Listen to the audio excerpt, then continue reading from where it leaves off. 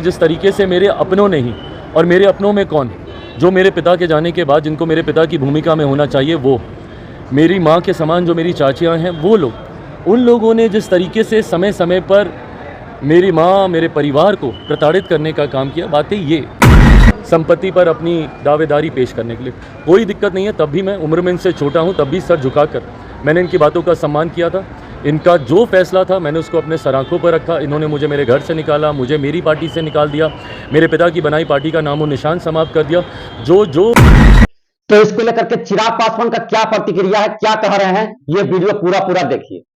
परिवार का मामला है और मैं कभी भी सहज महसूस नहीं करता परिवार की बातें सार्वजनिक तौर पर करने के लिए, पर दुर्भाग्यवश ये घटना चक्र कुछ ऐसा घटा है कि उस सार्वजनिक तौर पर वो बातें बाहर आई हैं।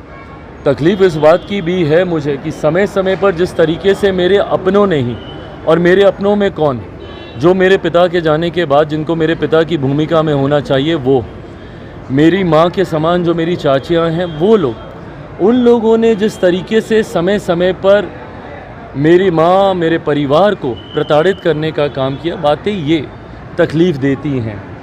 ऐसे में कुछ समय पूर्व महत्वाकांक्षाओं के लिए, कभी राजनीतिक महत्वाकांक्षा तो कभी आर्थिक महत्वाकांक्षा, इससे पहले भी मुझे मेरी माँ को इन लोगों ने घर पार्टी सारी जगह से बेदखल करने का काम किया, राजनीतिक महत्वाकांक्षाओं के लिए, केंद्र में मंत्री बनने के लिए। और आज मेरी बड़ी माँ को घर से बाहर कर रहे हैं आर्थिक महत्वाकांक्षाओं के लिए, संपत्ति पर अपनी दावेदारी पेश करने के लिए कोई दिक्कत नहीं है। तब भी मैं उम्र में इनसे छोटा हूँ, तब भी सर झुकाकर मैंने इनकी बातों का सम्मान किया था।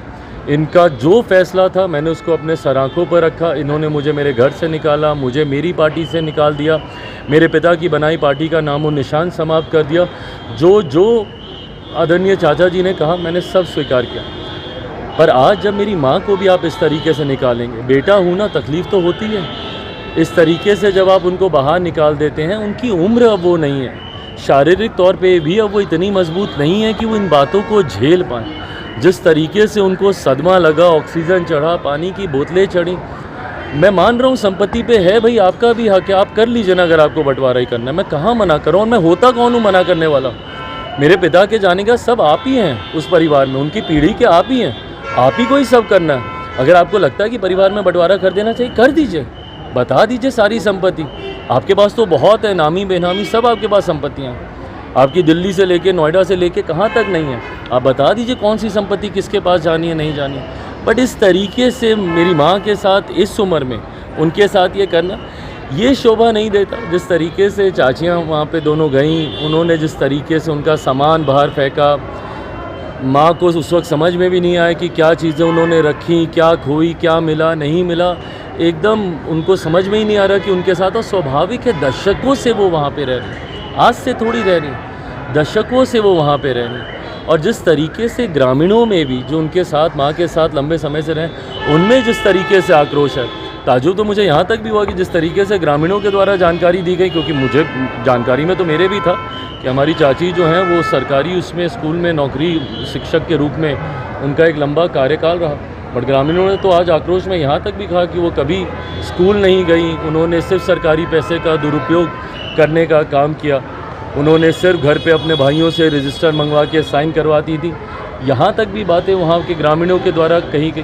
बहरहाल मेरा बस इतना कहना है कि अगर कोई भी ऐसी बातें हैं, मैंने उस वक्त भी ये कहा था 2021 में भी जब पार्टी परिवार टूटा था, कि घर की बातें हैं घर में बैठ के की जा सकती है। मैं कभी इस बात का पक्षधर नहीं हूँ कि घर परिवार की संपत्ति में बंटवारा हो, बट अगर आप ये भी चाहते हैं तो इसको भी बैठ के कर लिया जाएगा, कोई दिक्कत नहीं। अब राजनीतिक लड़ाई परिवार लड़ाई बनती जा रही है, परिवार की। भाई मुझे नहीं पता लड़ाई राजनीतिक है पारिवारिक है क्या नहीं, बट इसमें महिलाएं दूर रहें, मेरी माँओं को इसमें ना लाया जाए। आग्रह बस मैं उतना ही करूँगा अपने चाचा जी से।